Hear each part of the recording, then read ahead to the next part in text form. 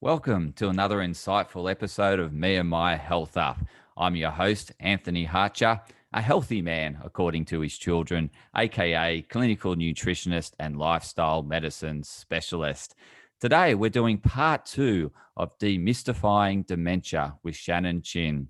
In the first episode, we talked about what is dementia. We looked at it from a holistic point of view, and we started to touch on prevention strategies to help you stop becoming a statistic. So essentially, we want to help you out there so that you can prevent yourself becoming a statistic and or prolong the onset of dementia. So here we're going to have a deep dive into the practical strategies that you can apply on a daily basis to really help your mind to remain active.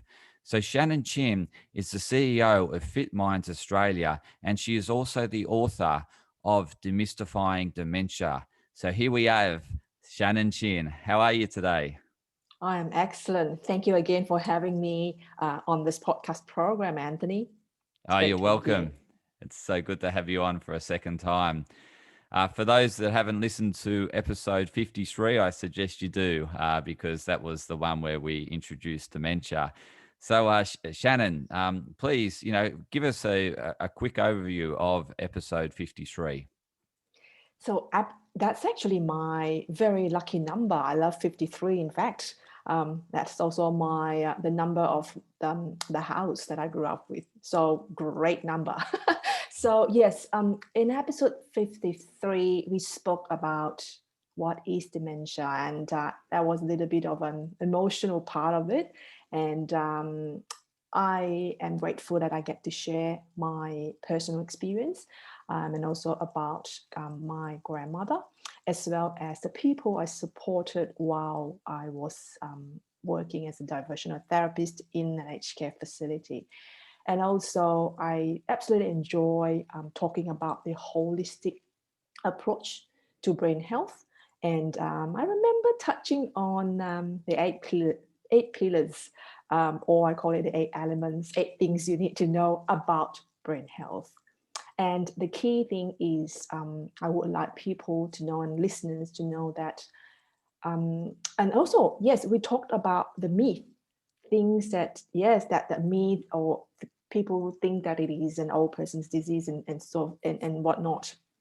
And also the key message I want people to know is that whether we have the gene or not, or whether you have, someone or your loved one have been diagnosed with dementia, there is still ways that we can help them. We can still help them to live well.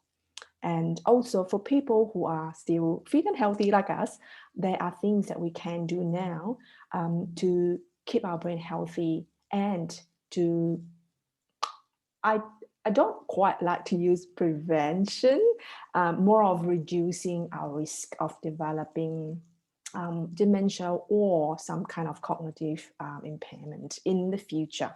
We just never know. Absolutely. Just on those eight steps of, that help in that reducing the risk. Please share those eight steps, the recap. So my eight pieces of pie, in that sense, that's how I wrote it in my book. That will be the first one. Is my favorite, of course, is cognitive stimulation, or in another word, is mental stimulation. The second one is physical fitness, which is equally important. The third one is diet and nutrition. Then we talked about medical health. I will go a little bit deeper in each area after this.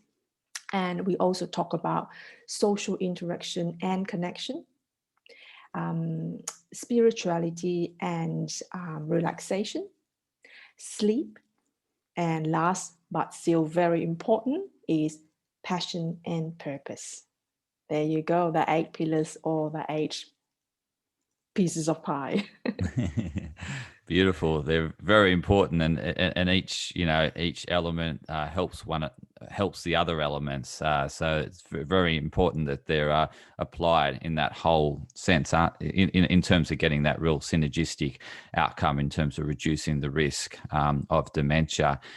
So there was that active mind element that we really wanted to focus in on today. And in particular, I've had some feedback to say, oh, that was a really useful tip from Shannon in terms of keeping my mind active. And I'm going to actually use Google Maps less because I want to, stimulate my mind. And so we're going to get more into these mind stimulation activities. So, Shannon, please share some of these activities that people can do. Sure, sure. So first of all, is for cognitive stimulation, or in other words, mental stimulation to be effective. The type of activities that we do, or the type of exercises that we do on a regular basis, and when I say regular, it would be minimum of twice a week, if possible. It's got to be new, different, and challenging. So because when it's new, when it's different, and when it's challenging, it really stimulates the brain. The brain will go really excited. Wow, this is something new. I haven't tried this before. It's kind of like activating the adventurous part of the brain's, if we can associate the brain to have a bit of a personality or character. And also, it is important to also engage in new and also complex. When I say challenging, it also means complex activities. And if possible, if we can do it at least on a daily basis, that's great. If not, like I mentioned earlier, at least twice a week is pretty good to keep the brain healthy, as well as stimulating perhaps the growth of new brain cells. And I've got clients. Go ahead. there you go. No, please Yeah. share. I've got a client, she was telling me, she said, oh, Shannon, it really is true. It happens. I say, oh, what is it? And she goes, I feel that I've grown a few new brain cells each week. And I say, oh, wow, fantastic. How do you know? She said, I just know.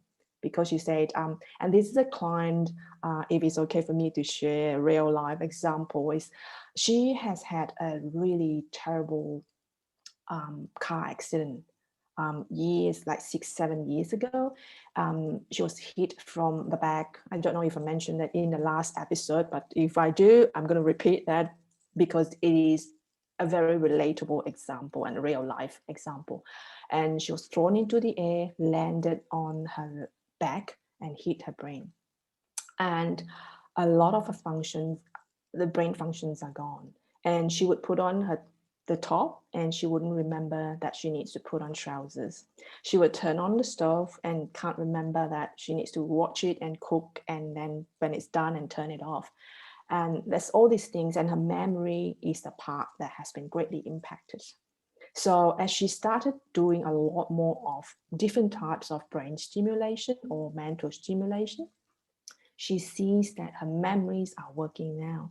And she doesn't, a lot of time, she was in the past, she was the only person that's reminding the whole family about things that's happening, where do you have to go, and her daughter-in-law, her sons and the grandchildren and all that. And she wasn't doing that anymore after the accident. And then one day, like that was a while back, and she was telling me, Shannon, it's working. It's just prompting, things are coming back. And she said, I remember things, I'm able to, even short-term memory, it's slowly working. Well, of course, it takes her years to practice that. And it's, in a way, the reason why I want to share this is it's proven that with a lot of mental stimulation exercises and with consistency, we can still grow back new brain cells. It's incredible. It's Yeah. it's amazing what the human body can do, and yeah, we really need to support it and bring out the best in terms of our human potential by obviously doing the things of the 8 pieces of the pie on a regular basis. And as you said, the consistency is important, and it's always important whenever you're talking about health or any successful outcome that you're chasing. Consistency is key. Absolutely. So just in relation to those, if you could just share some really good examples of those mental stimulation, those activities that really challenge us. Again, it's going to be different for everyone, but maybe some examples for the younger generation. So in that 20 to 30 of the things, 20 to 30-year-olds, the things that they could be doing, and then maybe middle age, 40s, 50s, and then that more elderly, 60s, 70s, 80s. Yeah, maybe to share some good activities that they could be doing on that, on a fairly regular basis to really promote this neurogenesis and, get these connections wired. Sure, sure. And when we talk about mental stimulation, we always look at the reason why we want to do different types of activities or exercises is because we want the 6 different cognition areas to be stimulated. So what are they? The first one would be what we call visual spatial orientation. And that's a very important function. It's like the built-in navigation tool in our brain, if we were to relate it in a more lively manner. And it's like being able to tell the map and all that, where to go and all that. That's very important. And when we consistently exercise that part of the brain, that which means we are going to continue to function really well, like an inbuilt, like Google Map or or whatever that we're using. And the second one is the memory function. And for younger person, like these days, for even younger people, I noticed that we don't use our memory as much as we used to, as opposed to the older generation when they were at our younger age. I'm going to share example afterwards. So, and the third one is we want to be exercising our critical thinking function of the brain. So the critical thinking function helps us with executive decision, helps us with planning, helps us with a lot of things. That's the executive in this height. And then the fourth function is computation. Now, when we are young, when we're still at school days or college, we still use quite a fair bit of that function. And when we are in our professional years, we will still use that function quite a fair bit, with the help of the smart device and calculator, unfortunately. And as we grow older, at say 70, 80, maybe 90, we would use less of that function. And there will be things that we need to do to stimulate that particular, the accountant in our brain, so to speak. The fifth function is language. Now we might think, oh, we talk every day. Now sometimes as the person gets older, we will notice that they start to spend a bit more time searching for the correct word, because they might be starting to lose some of the vocabulary. And the more we stimulate that function, the more we are going to be able to continue to be communicating with people, and which fits into the social interaction, the connection part of the pillar. Then the last bit, the function of the brain is concentration. A lot of time we may or may not notice when we don't concentrate, we can't quite remember things, we can't quite solve problem, we can't quite figure out which way to go. So that concentration is like an overall thing. It's interrelated. So these are the 6 cognition areas that we're looking to stimulate by doing the different types of exercises. Now, if I were to go into the examples of those type of activities, visual spatial stimulation, which is the orientation, also the inbuilt GPS, inbuilt navigation tool of the brain. What we want to be doing is like the feedback you've received, Anthony, as about, oh, the person says he's going to stop using, relying too much on Google Map. That's a great point. So we want to be doing more of a navigation task, like reading the map. And I always suggest to people, before we go to a new place, the night before, do some homework, check out the map. What I personally do is I'll bring up the map on, I'll still do a search, put in the address, and the map will pop up in front of me. And I'll be figuring out, oh, this road and that road. And I try to remember that and which direction I have to go. So that way I am actually training my brain to be recognizing the map, navigating it, and also at the same time, training my memory because I have to remember roughly. I may not have a photogenic memory, but however, it will help. Then on the day that I'm on the road, then perhaps the GPS, Google Map would be a backup. It's just helping us to confirm, oh, okay, yeah, I'm on the right path, or no, I got it wrong. I've got to correct it. Recalculating, is that what the GPS normally say? So that's one example. Try and read the actual map. It's so much more better for the brain. Now, the other thing is, as a adult, we stop doing that a lot more as compared to when we're a child. That is the matching and sorting games, and also patterns and sequencing games. Because to us, that's kindy stuff. That's not for adult anymore. It's so childish. Now, I believe there are still things that we can do, like matching the pattern. Because when we do the matching the patterns, or even matching and sorting things out, it is training the brain to recognize its visual spatial. And when we do that every now and then, it actually helps to continue to stretch that muscles in that brain. Now, the other thing is my all-time favorite. You will hear me repeating that is the Sudoku game. Do you play Sudoku, Anthony? No, I've never played it. I've watched others play it, or do the game on the train, or Yeah, people get really into it. yeah. But myself, I've never done it. So Oh, yes, but I do know of it. yeah. And it was very popular. It was hit a craze fad period. Indeed, it was very popular, and then now it's a little bit quieter.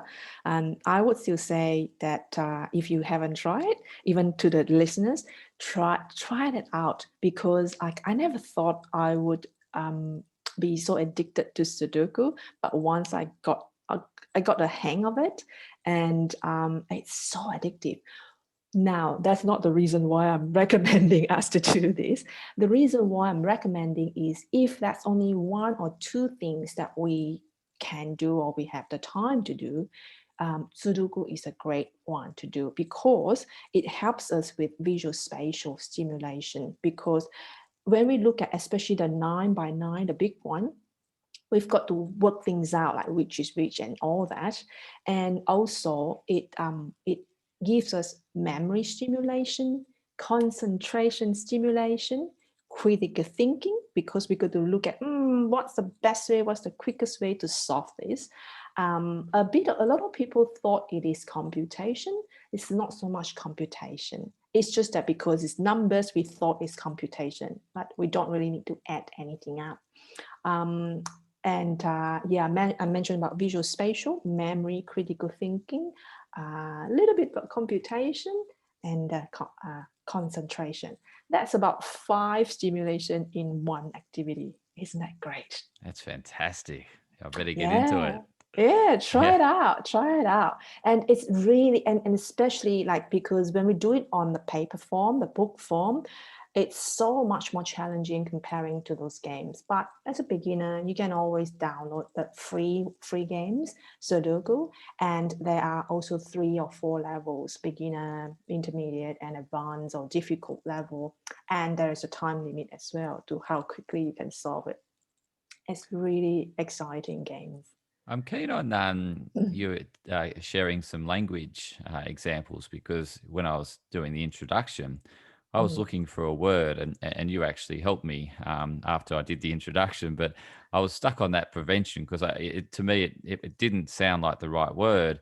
And you shared, it's risk reducing strategies, and so it's always been something I've struggled with. Is in communication is looking for the right word, and I'm constantly challenged by it. So I'm really keen on what could I do to help me improve that word search in my memory, or in my Mm. brain. Yeah, so we'll share more example as I go down my list. So I spoke about examples for visual spatial orientation, and also like to explain how will visual spatial orientation, this particular function, help us in the future. So when we have got a healthy visual spatial orientation function, when we grow older, for someone who is say 70 or 80 or 90, it will be able to help the person continue to to recognize faces, the children, grandchildren, very important, the pet, and then the direction, the road, where they're heading, going out for shopping and things like that, and also the objects, recognizing what objects is what object, and very importantly is to be able to tell the distance between objects, and that way it can help to reduce the risk of fall. I'm not saying it's foolproof. However, it will be able, because logically thinking, when the person is able to tell the distance between, say, this object and that object, and also is that floor, is that road even? That's all because of a visual spatial orientation function. When that happens and that person's still having really good function, it will reduce the risk of fall. So that's a very strong function to make sure that we keep that healthy. Now, moving on to the next function that I talked about is memory. And a lot of time we thought, okay, memory, sometimes some people are born with really fantastic memory, I have to say. And some people are born with photogenic memory. Some people are born with really special memory that they can really remember numbers so well. All these things. However, as the person grows older, that function starts to, I would say, now I'm searching for the right word, may start to compromise a little bit as we grow older. I'm just saying, like me as an example, when I was much younger, I never have to write down anybody's phone number. When the moment someone tells me the phone number, I remember it for weeks and months. And but now I'm a little bit more mature. I can't quite remember all of the numbers, although we've practiced with a lot of stimulation, it's coming back. So what sort of activities can we do in terms of to stimulate this function? The first one is very easy to do, is called what we call word recall, as well as mental juggling. Now, and how do you do that? It doesn't incur any cost. We don't need to go and buy any activities book. All you need to do is when you read or from the papers, pick out 7 to 9 long-ish word, like 7 to 9 alphabet, 9 character. List them down in random order on a piece of A4 paper, big enough, and spend about 10 seconds, 20 seconds memorizing those words. So 7 to 9 words, long-ish word, not short for 4-letter, long-ish word, memorize them in the specific order. And then put that piece of paper away and try and recite those words in that specific order, top to bottom, then bottom to top. Then the third challenge is to recite those words in alphabetical order. That is a really good, simple, easy to do memory training exercise. And anyone can do it. We don't need to go out to the shop and buy anything.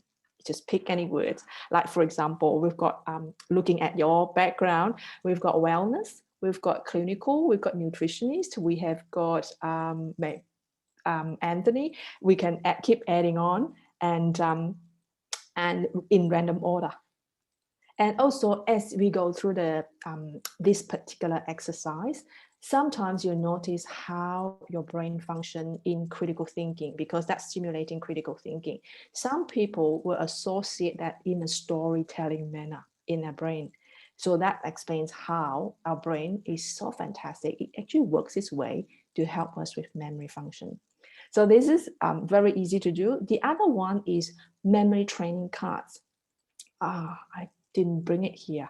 It's a set of cards that comes in pair.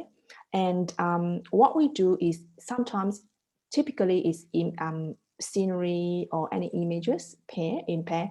And what we do is that we organize them. We start off with 4 or 5 pairs, organize them in random order, put it on the table, spend about 10 seconds memorizing the position of the cards of the pair, and then flip them close. Then flip open one card and look for the matching card. It's again very simple to do. Sometimes people might feel it's a kiddie game, but that is a very powerful yet simple memory training activity that we can do. Also, great to do it with friends around, and also with parents or grandparents. It's a lot of fun. I've done it up to 8 pairs, which is 16 cards in one go. I have to like take a deep breath and go and tell myself I can do it. It took me 2 attempts. Wow. It's really fun to do that. Yeah, I'm happy for listeners to reach out to me. I do have some cards that I could send it to them as my gift, and I've made them with love. So, and then unfortunately, they're just scenery. There's another set is words. So words is even harder because I put in like positive words, positive quotes, and same logic. They come in pair, and we have to then remember the words as well as the position, not just the picture, because the brain logic normally remembers picture better than words. So that's another level of stimulation. These two. And then for long-term memory, we can use talking about or discussing historical events and places, which we don't normally do that unless we are talking to our parents or grandparents, interviewing them about the war, that sort of thing. And also storytelling. Sometimes when we tell stories about ourselves or about someone else, it is a great memory stimulation activity to do. Now, the other one is some people love it, some people don't, is trivia. I, for one, I don't enjoy trivia, but there are people who are just excellent at it. Now, for someone who is great at trivia, I wouldn't recommend it continue doing trivia. I would recommend do the others, what we call memory training cards, historical events and places, do all those different things. When we're great at one thing, we want to be doing stimulating the brain with others. So these are some examples of memory stimulation activities. How am I doing so far? Is that okay? Is that relatable? That's fantastic. I actually remember a game I was playing when I was a kid, and I can't remember the name of the game. I'm trying to find the name in my brain, but it was those picture matching and having that random assortment, and just I just remember there was something that there was a game growing up that I Yeah. played that when you shared that activity I could relate to absolutely. So. Yeah, and also talking about that, just one more thing we can do. Like I've increased the level of challenge for my clients when I do this memory stimulation activities with them. Is instead of giving them pairs of cards, I gave them association card, which means they'll look at the pair would be a chicken, a hen, and a bunch of eggs, because they're related. They are a pair, and then toothpaste and toothbrush, socks and sneakers, that sort of thing. And I put them again, same logic, random order. They have got to now figure out, oh, when I see the chooks, which picture is it? Is that the chicken or am I looking for chooks? That's another level of stimulation. So to your point, you can actually, if you still have that or your children has it, you can actually start playing that with them.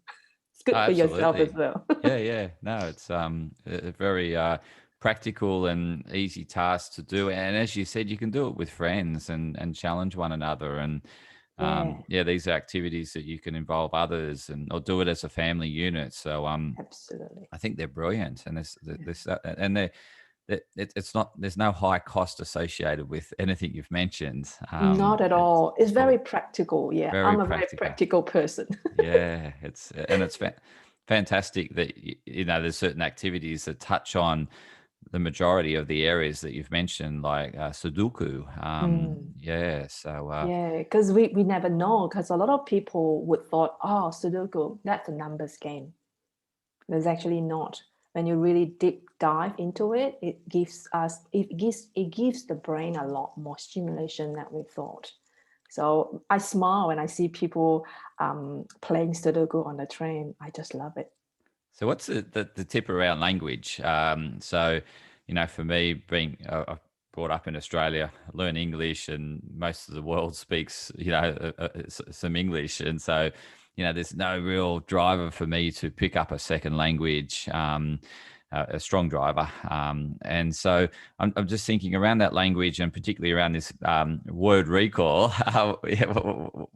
What can I do? Yeah, so with language, some example would be, of course, I always tell people reading is a very strong one. As we read more, the brain will absorb and be able to recall a lot more vocabularies, a lot more words. And in these days, we don't read as much as our older generations do. I have to say that. And it's also different generations do things differently. Like the older generation, they read a lot, really a lot, and they are really fast. And the generation in between, like us, I think we are Generation X, not Y. I can't remember. I don't even know what generation I am. We still read, and also we are a mix of between reading and also the social platform. Now, for our next generation and even the next one, do they read much? They watch a lot, so it's all watching short clips and not very long. The attention span, and this is why I'm keen to also get onto concentration activities, or is there anything Mm, specific? Because I'm thinking the mm, younger generation, there's so much stimulus that there's so much distraction that concentration's mm. a real issue, Yeah, and short yes, span, short short span. attention span. and, Yeah, and this is why TikTok has taken off because it's all short video snippets of yes. like it's watching a long broadcast such as this Mm. podcast. It's just We no lose them lose halfway, it. a quarter way. I lost them on the introduction. I think so too. Just hello, and then they're gone. So yeah, reading still one of the top one for language. The other one is crossword. Do a lot of crossword puzzle. And again, crossword. Some people love it, some people don't. And it's very stimulating because it gets the brain to keep searching deep within us in this dictionary in our brain, because we have learned so well, I don't know, millions of words in our head here, right? It's just that when we don't use those words so often, we find it a bit hard to search for the correct word. Like you do have those words within you, Anthony, right? It's a matter of searching the relatable word and the appropriate word or associated word. So it is about that. When we do crossword, it really gets us to think deep and search deep. And that is one of the activity that we can do to stimulate that, to exercise that function. Now, the other one is word grid. Now, word grid, because like some of the activities that we have is we have so many grids, but there's only one letter given. And then there are a few more letters, and we have to start making up words. And that is a very also powerful language stimulation activity for us. And the other one is word search. Now, word search, sometimes we might think it's word search has got at least two stimulation. One is the visual spatial and navigation stimulation, because we got to make sense of, is it diagonal up, diagonal down, is that right to left, left to right, and that's very good stimulation, as well as language, because sometimes some word search, it's got so many words that sometimes we may not know those words. And as we go through it, we get curious. And when we get curious, sometimes we tend to look out for the words, and then it stays in the brain. Whatever that we do in terms of language activity, when it involves the brain to think, the eyes to read, and the hand to write, it goes really deep. It gives us really deep stimulation. So the other thing is writing. So because a lot of time when we type, it's different to writing down. Yeah, I believe you would agree, Anthony. When I we write, yeah, go yeah, ahead. yeah, no, totally agree. Yeah, so please share. I'm intrigued. Yeah, when we write, and again, is the art, this the action of writing. When we write, the brain has to think. The brain has to think about what word and how do I spell it. And then at the same time, when we write it down, what happens is that the eyes is looking at what we're writing as we think, and it kind of gave us that double stimulation because it goes back into our brain what we write, and therefore we tend to remember things better when we write it down rather than reading it. I don't know if it works for everyone, but it works for a lot of people.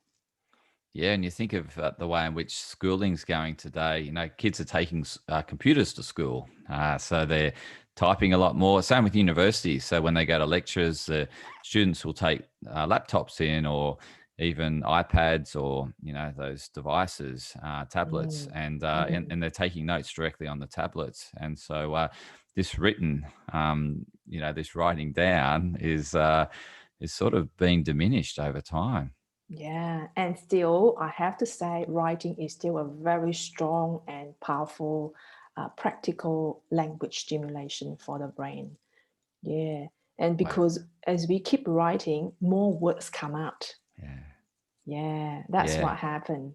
And like what I'm finding today, when I guess that's that movement towards that artificial intelligence coming into it. So when you're writing it, the predictive text, for example, so based on what you've written previously, and you Mm, start writing a similar sentence, it will predict the rest of the sentence. And so the auto correct around spelling, the auto correct around grammar.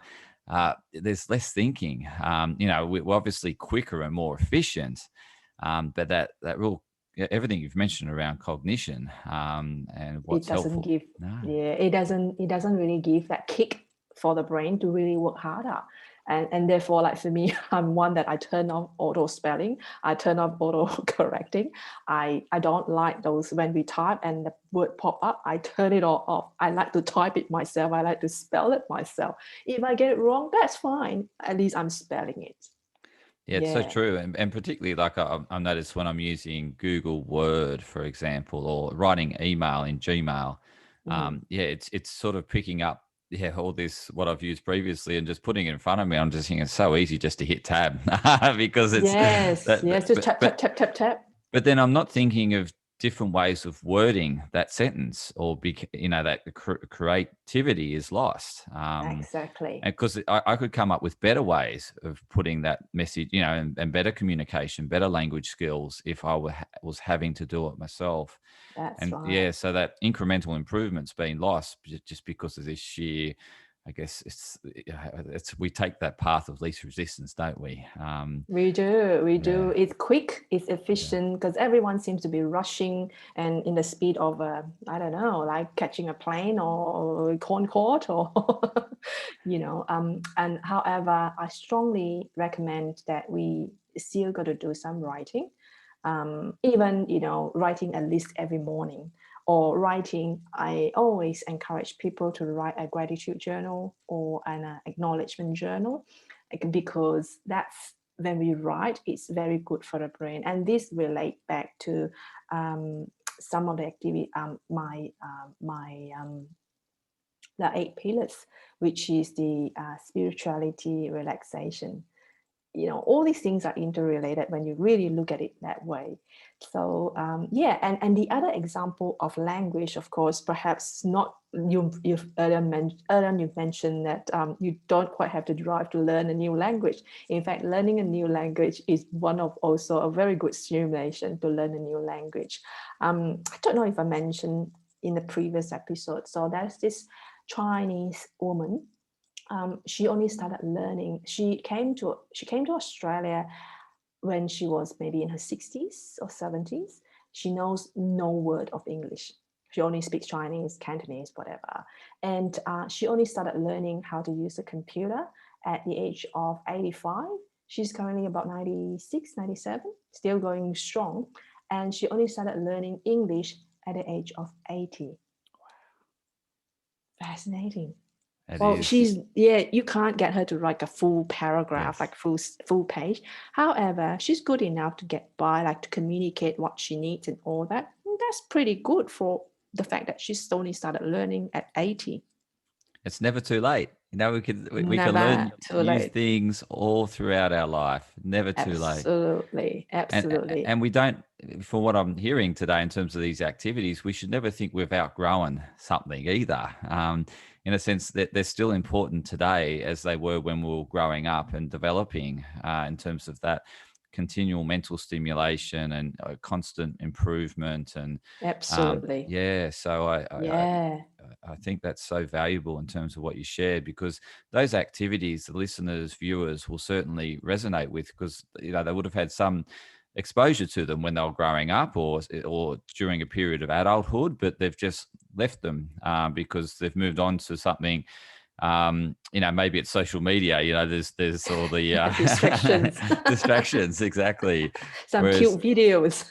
yeah, but Yeah. we've seen that too much social media is not good for us, and this enables them to go back to some of these more traditional activities that still provide stimulation, but it is also really helping them on these risk preventing strategies. Yeah, For absolutely. we certainly, Yeah. none of us wish dementia on anyone. So No, absolutely not. We want to do what we can. And I always say, if we can do something right now, why leave it till later? That's always my kind of my quote, so to speak. And that's one other thing that is very practical that people can use. That's in terms of, like, we all go to the shop. We all go to the shop, we all go and grab some groceries, some food, even a sandwich, whatever. As long as we're getting more than, say, a few items. Now, I always tell people, and they actually went out and do it and they love it, is do your mental math exercises as you shop. That means as you take item A, a shampoo, that's $7.99, sandwich, that's $6.99. Keep adding them up as you shop, and see if you got it right when you check out at the cashier. That is a really fantastic yet fun activity to do. I do it all the time, and a lot of people went out and started doing that. They said it's so good. It's, again, it doesn't cost them anything. At the same time, they are doing their shopping, and at the same time they are stimulating their brain. But it's also taking a task that people would consider mundane and boring, and creating a challenge with it. So it actually makes it a more exciting adventure, so to speak. Because Indeed, it's fun. yeah, It's it's fun. exciting. Exactly. Yeah, Yeah. and it adds more. It adds on another layer of difficulty. Sometimes when we change our mind, oh, I don't want this packet of spinach. I want to get another one, and that's different pricing. So therefore, we have to remember what are the items and the prices for each of the items in the basket, and then we add them. So that's really a really good and practical computation function simulation. That's fantastic. You've said so many valuable gems with us today, Shannon. I really appreciate it. And I'm sure the listeners are agreeing with me. How can the listeners best connect with you if they'd like to, get involved with some of the programs you offer or buy your book? Well, they can access to my book website, which I believe, Anthony, you have it. It's actually Shannon-Chin at, oh no, Shannon at Shannon-Chin, or .com, and my FitMinds website as well. That's to check out more about mental stimulation, about the program that we offer. In fact, if people are interested to get some daily dose of mental stimulation, I do offer, for a short period of time, free daily brain exercises. So all they need to do is subscribe to it, and they receive it every day at 7 in the morning Sydney time.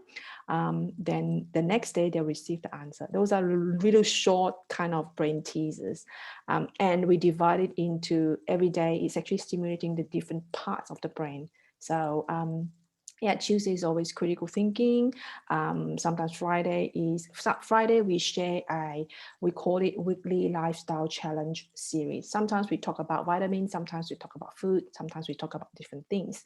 And also for people who would like to have a copy of the 8 things they need to know about brain health, they can always send me an email, which I believe, Anthony, you will be happy to share those contact information. And reach out to me via email or my FitMinds website. For the book, they can reach out to my book website or just send me an email. Absolutely. And I'll include everything you've mentioned in the show notes. So the listeners can or viewers can go directly to the show notes under wherever this is published, and they'll have a direct link to your website, your book, your email. So I really appreciate your time today, Shannon. It was great insight. It's been extremely helpful for me, and I'm sure everyone else that's listened in. And for the listeners, if you've liked the episode, please like it and share it with others so that we can reach more people and really help them reduce the risk of dementia and really create a society that's smarter, got better cognitive function, and remembers lots for as long as they possibly can. So thanks for tuning in, and stay tuned for more insightful episodes of Me and My Health Up.